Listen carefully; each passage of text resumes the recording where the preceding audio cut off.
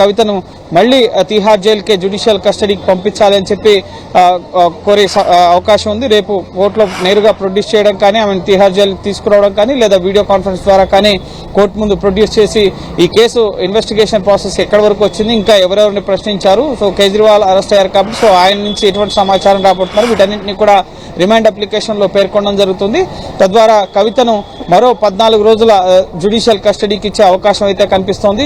So ఓవరాల్గా కవితకు ముఖ్యంగా ఈ కేసులో ఇప్పుడు కేవలం ఈడీ కేసు మాత్రమే జరుగుతోంది.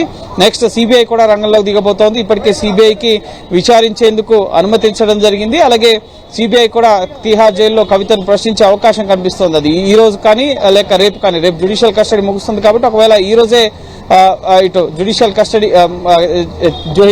కస్టడీలో తిహార్ జైల్లోనే కవితను ప్రశ్నించే అవకాశం కనిపిస్తోంది. సో నెక్స్ట్ ఈ కేసు దర్యాప్తుకి, సిబిఐ కేసు దర్యాప్తుకి కవిత సహకరిస్తే కనుక ఫర్దర్ గా మళ్లీ విచారించేందుకు అవకాశం కల్పించాలని కోరే అవకాశం ఉంటుంది. ఒకవేళ లేకపోయినట్లయితే కనుక సిబిఐ కూడా కవితను అదుపులోకి తీసుకుని ఈ కేసులో గతంలో ఈ తరహా దాఖలాలు కూడా ఉన్నాయి. గతంలో మనీష్ సిసోడియా, అలాగే సమీర్ మహేంద్రు, అలాగే అభిషేక్ బోయిన్పల్లి ఈ విధంగా నిందితుల్ని, ఈ కేసులో ఆరోపణలు ఎదుర్కొంటున్న నిందితుల్ని 2 కేసుల్లో కూడా అరెస్ట్ చేసిన పరిస్థితి. ఒక కేసులో జ్యుడిషియల్ కస్టడీలో ఉన్న నిందితుల్ని మరొక కేసులో కూడా అరెస్ట్ చేసి ఇటు సిబిఐ ఈ కేసు దర్యాప్తుని ఇటు పీసీ యాక్ట్ కింద, ప్రివెన్షన్ ఆఫ్ కరప్షన్ యాక్ట్ కింద మొదట ఈ కేసుని సిబిఐ నమోదు చేయడం జరిగింది. దాని ఆధారంగా ఆర్థిక లావాదేవీలకు సంబంధించిన వ్యవహారాలతో ఇన్వాల్వ్ ఉన్నాయి కాబట్టి ఈసీఐఆర్ దాఖలు చేసి ఇటు ఎన్ఫోర్స్మెంట్ డైరెక్టరేట్ కూడా రంగంలోకి దిగి ఈ కేసుని ఇన్వెస్టిగేట్ చేస్తున్న పరిస్థితి. సో ఓవరాల్ గా 2 దర్యాప్తు సంస్థలు కూడా దూకుని పెంచాయి. ఎలక్షన్స్ టైంలో రాజకీయ కోణంలోనే ఈ ఇన్వెస్టిగేషన్ ఇంత స్పీడప్ అయింది అని చెప్తున్నారు.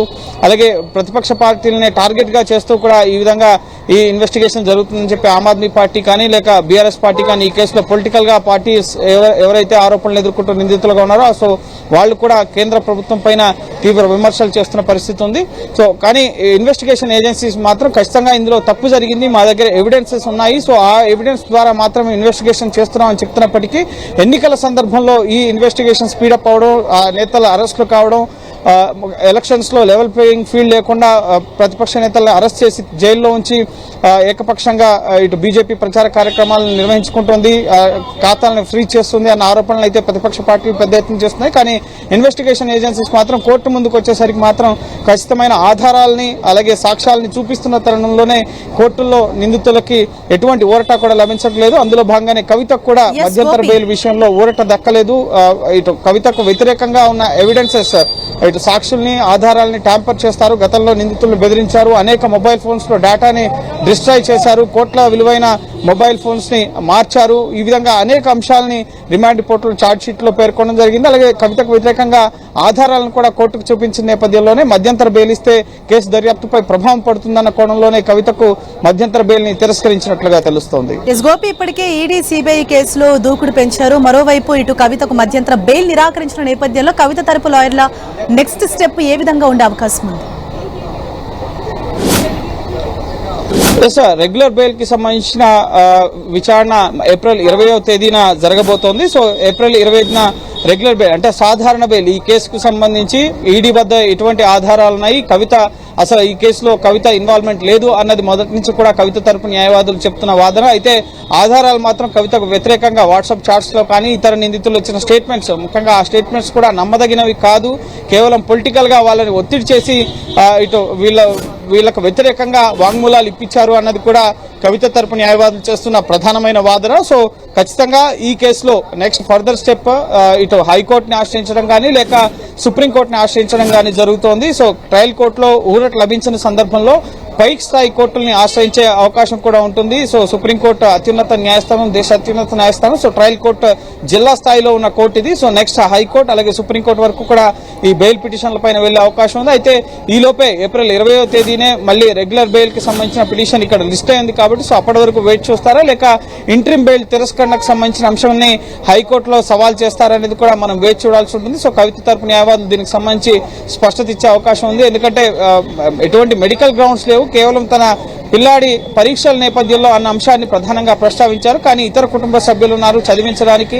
కవిత బయట ఉంటే ఎవిడెన్స్ ట్యాంపర్ చేసే అవకాశం ఉంది, సాక్షుల్ని ఆధారాలని ప్రభావితం చేస్తారు, ఇన్ఫ్లుయెన్షియబుల్ పర్సన్ కాబట్టి సో ఎట్టి పరిస్థితుల్లో ఆవిడకు బెయిల్ ఇవ్వద్దు. గతంలో నిందితులు తనకు వ్యతిరేకంగా వాంగ్మూలాలు ఇచ్చారని చెప్పి నేరుగా వాళ్ళని బెదిరించారు, అరుణ్ పిళ్ళైని కానీ ఇతర నిందితులను బెదిరించారు అన్న అంశాలను కూడా కోర్టుకి ఈడీ వివరించడం జరిగింది. సో ఈడీ వాదనని కోర్టు పరిగణలోకి తీసుకున్నట్లుగా తెలుస్తుంది. అందుకే కవితకు ఇంట్రిమ్ బెయిల్ ని నిరాకరించారు. మధ్యంతర బెయిల్ ఇస్తే ఈ దర్యాప్తు ప్రభావితం అవుతుందన్న కోణంలోనే trial court Rouse Avenue court CBI special court judge Kaveri Baweja కవితకు బెయిల్ ని తిరస్కరించడం జరిగింది. నెక్స్ట్ ఈ తిరస్కరణ పైన trial court bail interim bail తిరస్కరణ పైన హైకోర్టుకు వెళ్లే అవకాశం ఉంటుంది కవితకు, లేదా సుప్రీంకోర్టు కూడా వెళ్లే అవకాశం ఉంటుంది.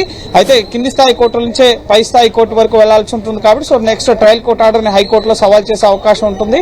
నేరుగా సుప్రీంకోర్టుకు వెళ్తే మీరు కింది స్థాయి కోర్టుని ఆశ్రయించండి అని చెప్పి సూచించే అవకాశం ఉంది. కొంత ఆలస్యమయ్యే ప్రొసీజర్ కాబట్టి సో న్యాయపరంగా ఏ విధమైన ప్రొసీజర్ ని పాటించాలి అనేది కవిత తరపు న్యాయవాదులు నిర్ణయించడం జరుగుతుంది. ఈలోపు సిబిఐకి సంబంధించిన విచారణకు సంబంధించిన అంశం పైన ఎల్లుండి విచారణ జరగబోతోంది. సిబిఐ కూడా కవితను తిహార్ జైల్లో ప్రశ్నించేందుకు ఇప్పటికే అనుమతించడం జరిగింది. కానీ దాన్ని కూడా కవిత సవాల్ చేస్తూ కోర్టును ఆశ్రయించారు కాబట్టి సో లీగల్ గా అన్ని అవకాశాలను కూడా కవిత వినియోగించుకుంటుంది. సో ట్రయల్ కోర్టులో ముఖ్యంగా తనకు ఉన్న అన్ని అవకాశాలను కూడా ఇటు సిబిఐ కేసులో కానీ ఈడీ కేసులో అన్ని అవకాశాలను కూడా కవిత వినియోగించుకోవడం జరుగుతుంది. కానీ ట్రయల్ కోర్టులో మాత్రం కవితకు ఊరట దక్కలేదు. ఈ రోజు మధ్యంతర బెయిల్ ని తిరస్కరించడం జరిగింది. నెక్స్ట్ రెగ్యులర్ బెయిల్ కోసం వెయిట్ చూస్తారా లేక హైకోర్టును ఆశ్రయిస్తారని మనం వెయిట్ చూడాలి. Right, thank you Gopi.